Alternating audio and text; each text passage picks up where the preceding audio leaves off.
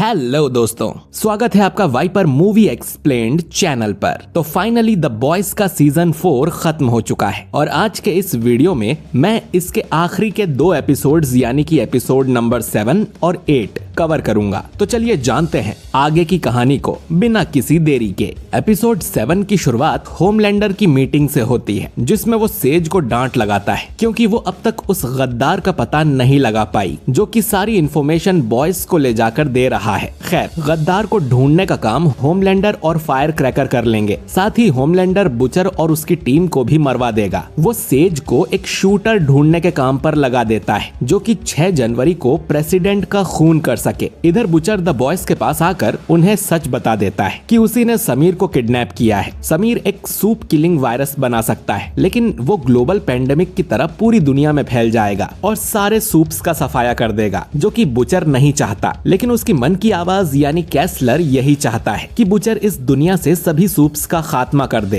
खैर, बुचर ने अब फ्रेंची को जेल से बाहर निकलवा लिया है ताकि वो समीर के साथ मिलकर एक सेफ वायरस बना सके जिससे ये लोग सिर्फ होमलैंडर और विक्टोरिया को मारेंगे। एमएम अब किमिको और फ्रेंची को समीर के पास भेज देता है वायरस बनाने में उसकी मदद करने के लिए। इसके बाद एमएम बुचर को वापस से द बॉयज का लीडर बना देता है क्योंकि ये सब झेलना एमएम के बस की बात नहीं है और उसे ऑलरेडी एक बार पैनिक अटैक आ चुका है। एमएम इसके बाद अपनी एक्स वाइफ के पास जाता है और उससे कहता है कि तुरंत उनकी बेटी को लेकर इस देश से बाहर चली जाए क्योंकि यहाँ के हालात जल्द ही बिगड़ने वाले हैं। एमएम की वाइफ चाहती थी कि वो भी अपना काम छोड़कर अपनी फैमिली के साथ चले। इधर बुचर एनी और ह्यूई के साथ उस शूटर से मिलने जाता है जो कि प्रेसिडेंट को मारने वाला है, लेकिन वो शूटर इन तीनों को चकमा देकर भाग निकलती है। असल में वो शूटर एक शेप शिफ्टर है यानी कि वो किसी का भी रूप ले सकती है और प्रेसिडेंट का खून करने के लिए ये एक परफेक्ट चॉइस थी। इधर होमलैंडर और फायर क्रैकर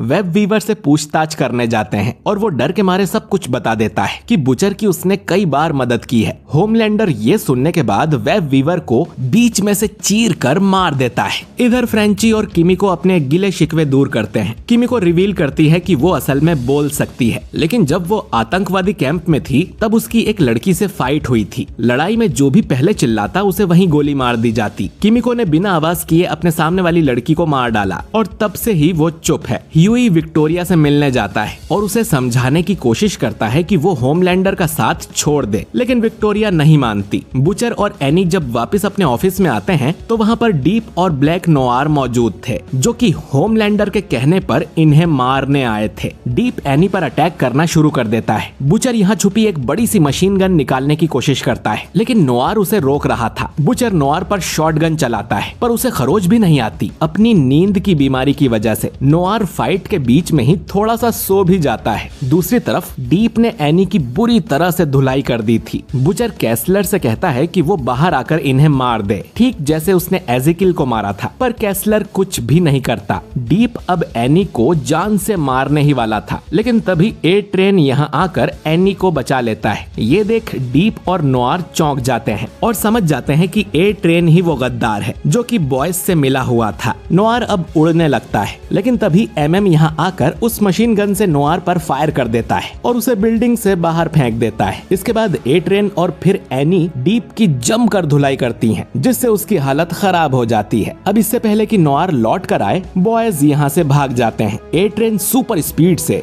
एशली के पास आता है और उसे बताता है कि उसका राज खुल गया है और होमलैंडर जल्द ही ये जान जाएगा कि ए ट्रेन ही वो गद्दार है, इसीलिए ए ट्रेन ये देश छोड़कर भागने वाला है और वो एशली को भी अपने साथ चलने को बोलता है। एशली जाने से मना कर देती है लेकिन वो ए ट्रेन से कहती है कि अपने अंदर लगी ट्रैकिंग चिप को निकाल दे ताकि उसकी लोकेशन कोई ट्रेस न कर पाए। इसके बाद ए ट्रेन ये कंट्री छोड़कर भाग जाता है। होमलैंडर को ये जानकर बहुत दुख होता है कि ए ट्रेन असली गद्दार था और वो अपनी ट्रैकिंग चिप निकाल कर भाग गया है। सेज कहती है कि उसे ये बात पहले से ही पता थी और ए ट्रेन ने वही इंफॉर्मेशन बॉयज को ले जाकर दी जो कि सेज उन तक पहुंचाना चाहती थी। ये सब उसके प्लान का हिस्सा था लेकिन उसने इस बारे में होमलैंडर को नहीं बताया, इसीलिए होमलैंडर बहुत गुस्सा है और वो सेज को यहाँ से निकाल देता है। इधर समीर ने सूप्स को मारने वाला वायरस बना डाला था लेकिन वो इस इंजेक्शन को किमिको के पैर में लगा देता है और इस जगह से भाग निकलता है। ये वायरस किमिको की टांग में फैलने लगता है और उसकी जान बचाने के लिए फ्रेंची जल्दी से किमिको की टांग काट देता है, जिससे ये वायरस उसके पूरे शरीर में नहीं फैलता। बॉयज को जब ये पता चलता है तो बुचर फ्रेंची से कहता है कि वो इस कटी हुई टांग में से वायरस को बाहर निकाले। होमलैंडर ना सही, पर यह वायरस विक्टोरिया को तो मार ही देगा। पूरे एपिसोड के दौरान कैसलर बुचर को समझाने की कोशिश करता है कि सभी सूप्स को मार देने वाला रास्ता ही सही है, और जब तक बुचर कैसलर की बात नहीं मानेगा वो अपनी पावर्स यूज नहीं कर सकता। लेकिन बुचर ऐसा नहीं करना चाहता क्योंकि इसमें रायन भी मारा जाएगा, और बुचर को रायन पर पूरा भरोसा है कि वो होमलैंडर की तरह बुरा नहीं बनेगा। इसके बाद ही बुचर बेहोश हो जाता है। इधर एनी ह्यूई के सामने अपनी स्टारलाइट वाली कॉस्ट्यूम पहनकर जाती है और उसे अच्छे से थका कर सुला देने के बाद एनी ह्यूई का लैपटॉप निकाल लेती है जिसमें विक्टोरिया के खिलाफ सबूत थे। और अब हमें पता चलता है कि ये एनी नहीं बल्कि वही शेप शिफ्टर है। असली एनी तो किसी कमरे में बंद पड़ी है। वो याद करती है कि जब वो बार में थी तब एक लड़की ने उसे बेहोश कर दिया था, और फिर ये शिफ्टर एनी का रूप लेकर बॉयज की टीम में घुस आई है। इसके बाद कहानी 10 दिन आगे जाती है। आज 6 जनवरी थी, यानी आज के ही दिन सिंगर का खून होगा और फिर उसकी जगह विक्टोरिया को नया प्रेसिडेंट बना दिया जाएगा, जो कि होमलैंडर के इशारों पर नाचेगी। बॉयज नहीं चाहते थे कि ऐसा हो, लेकिन कातिल तो उनके ही बीच एनी का रूप लिए मौजूद थी। ये शिफ्टर एनी ह्यूई को प्रपोज करती है और वो भी उसे रिंग पहनाकर उसे शादी के लिए हाँ कर देता है। इधर होमलैंडर को रायन के बैग में बुचर की एक फोटो मिलती है जिसे देख उसका दिमाग खराब हो जाता है और वो पूरे कमरे को लेजर से जला देता है। वो गुस्से में रायन को अपने पास बुलाता है, लेकिन रायन उसकी ना सुनते हुए यहाँ से भाग जाता है। शिफ्टर असली एनी से मिलने जाती है और उसे चिढ़ाती है कि कैसे ह्यूई उसके साथ मजे कर रहा है। हमें पता चलता है कि शिफ्टर ना सिर्फ लोगों का रूप ले सकती है बल्कि उनकी यादें भी ले सकती है, इसीलिए ह्यूई अब तक नहीं जान पाया कि ये एनी नकली है। इसके बाद फायर क्रैकर लाइव न्यूज पर होमलैंडर और विक्टोरिया का इंटरव्यू लेने लगती है, जिसमें होमलैंडर ऑफ स्क्रिप्ट जाकर दुनिया को ये बता देता है कि विक्टोरिया एक सूप है। वो उसके चेहरे पर लेजर भी मारता है जिससे उसे कुछ नहीं होता। विक्टोरिया को ये बिल्कुल अच्छा नहीं लगता, लेकिन होमलैंडर कहता है कि वो एक बार प्रेसिडेंट बन गई तो उसके बाद वो सारे नियम कानून बदल देंगे और फिर कभी चुनाव होंगे ही नहीं। विक्टोरिया के पास होमलैंडर की बात मानने के अलावा कोई और चारा नहीं है। इसके बाद होमलैंडर एशली से कहता है कि वो उनकी कंपनी के लोगों की लिस्ट बनाए जिन्हें होमलैंडर और 7 के काले कारनामों के बारे में पता है। इधर ह्यूई देखता है कि विक्टोरिया के खिलाफ सारे सबूत उसके लैपटॉप से डिलीट हो गए हैं। इनका वायरस भी तैयार नहीं था, तो एमएम डिसाइड करता है कि ये लोग खुद प्रेसिडेंट सिंगर के पास जाकर उसकी रक्षा करेंगे। खैर, एशली लिस्ट बनाकर होमलैंडर को दे देती है और होमलैंडर की टीम, जिसमें अब बस 3 लोग बचे हैं और उनमें भी फायर क्रैकर बार बार खांसे ही जा रही थी क्योंकि उस दूध वाले ड्रग की वजह से उसकी तबीयत खराब हो गई थी। तो होमलैंडर फायर क्रैकर को अपने से दूर बैठने को बोलता है, जो सुन उस बेचारी का दिल टूट जाता है। खैर, होमलैंडर डीप और नोआर से कहता है कि इस लिस्ट में जितने भी लोगों के नाम हैं उन्हें जाके मार दो। डीप कहता है कि इस लिस्ट में सबसे ऊपर तो एशली का नाम होना चाहिए क्योंकि इनके बारे में सबसे ज्यादा वो ही जानती है, और होमलैंडर इसके लिए हाँ कर देता है। एशली, जो कि छुप कर सब सुन रही थी,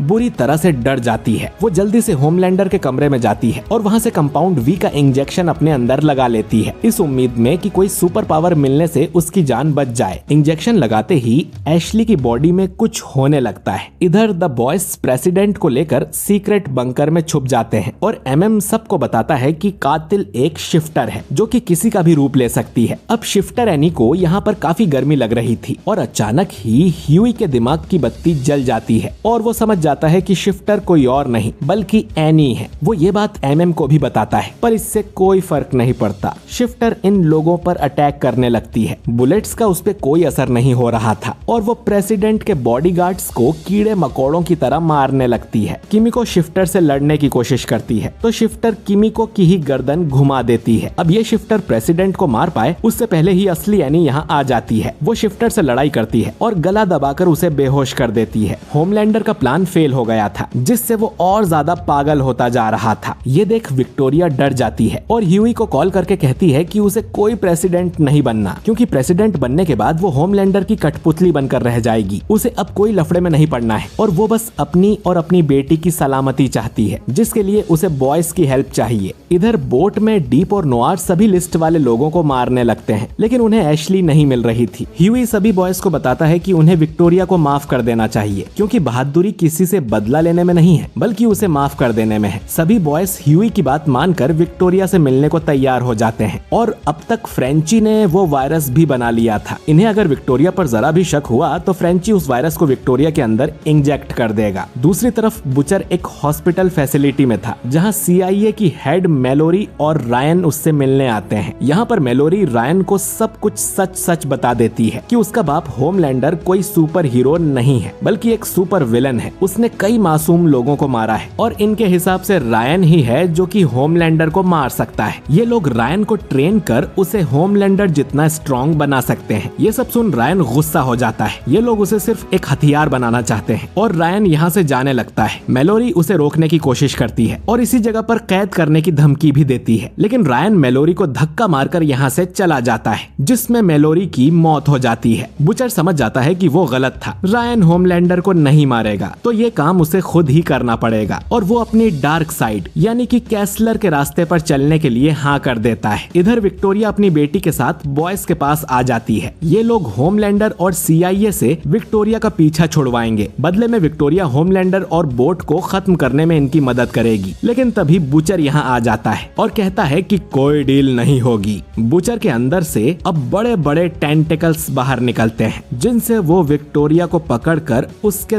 2 टुकड़े कर देता है और विक्टोरिया मारी जाती है। बाकी सब ये देख शॉक हो जाते हैं। इसके बाद बुचर फ्रेंची से वो वायरस भी ले लेता है और यहाँ से चला जाता है। विक्टोरिया की मौत की खबर न्यूज पर आने लगती है, जो देख होमलैंडर रोने लगता है क्योंकि उसका सारा प्लान गुड़ गोबर हो गया था। लेकिन तभी सेज यहाँ आती है और बताती है कि यही तो उसका सारा प्लान था। विक्टोरिया की मौत का इल्जाम इन्होंने प्रेसिडेंट सिंगर पर लगा दिया है, बंकर वाला वीडियो लीक करवा के, जिसमें वो विक्टोरिया को मारने की बात ही कह रहा था। अब प्रेसिडेंट जेल में है, विक्टोरिया मर चुकी है, तो प्रेसिडेंट की कुर्सी स्पीकर ऑफ द हाउस को मिल जाती है, जो कि होमलैंडर का वफादार है और वो वही करेगा जो कि होमलैंडर उसे करने को कहेगा। सेज की होशियारी से होमलैंडर इम्प्रेस हो जाता है और सेज कहती है कि अब फेज 2 शुरू होगा। अब बेसिकली होमलैंडर अमेरिका का प्रेसिडेंट बन चुका है। सारी पुलिस और आर्मी अब उसके ऑर्डर पर काम करेगी और ये लोग देश में मार्शल लॉ भी लागू कर देते हैं और सूप्स भी आर्मी के साथ काम करेंगे। देश के खिलाफ आवाज उठाने वाले को पकड़कर जेल में डाल दिया जाएगा, खासकर स्टारलाइटर्स को। द बॉयज अब देश छोड़कर भागने की कोशिश करते हैं, लेकिन उन सभी को पुलिस और सूप्स पकड़कर गिरफ्तार कर लेते हैं। सिर्फ स्टारलाइट ही अपनी पावर्स की वजह से भाग पाती है। किमिको फ्रेंची के लिए पहली बार चिल्लाती है और बुचर उस वायरस के साथ अकेला ही कहीं चला जाता है। प्रेसिडेंट बनने के बाद होमलैंडर को ये भी पता चलता है कि सोल्जर बॉय अब भी जिंदा है और उसे एक चैम्बर में बंद किया हुआ है और द बॉयज का सीजन 4 यहीं पर खत्म हो जाता है। तो दोस्तों, आपको ये सीजन कैसा लगा